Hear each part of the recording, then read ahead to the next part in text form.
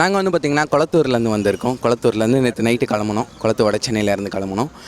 என் முதல் மாநாடுக்கு வந்து இப்போ வந்து எல்லாரை விடவும் நிறைய கூட்டம். இப்போ வந்ததை விடவும் பெரிய ஆர்ப்பாட்டத்தோடு தான் நாங்கள் எல்லாருமே கிளம்பி வந்தோம்.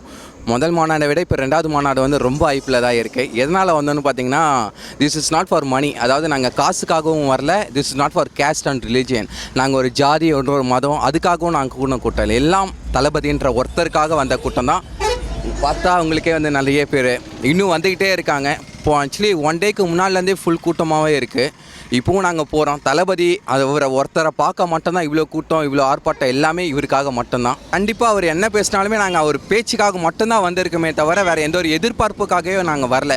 தளபதி எங்களுக்கு வந்து இப்படி பண்ணுவாங்க அப்படி பண்ணாங்க எதுவுமே இல்லை. அவரோட பேச்சுக்காக மட்டும்தான் வந்திருக்கோம். கண்டிப்பாக 2026 வின் பண்ண போகிறதே கன்ஃபார்ம் வின் பண்ணுவார். 2026 என்னென்னா பண்ணலாம், என்னென்ன ஐடியாஸ் இருக்குதுன்னு சொல்லி முதல் மாநாடுலேயே வந்து சொல்லிட்டாங்க. எங்களோட ஃபாசிசம் பற்றியும் சொல்லியாச்சு, பாயசம் பற்றியும் சொல்லியாச்சு.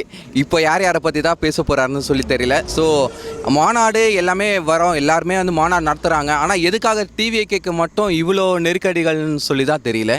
அதை பற்றி தான் பார்க்க வந்திருக்கோம்.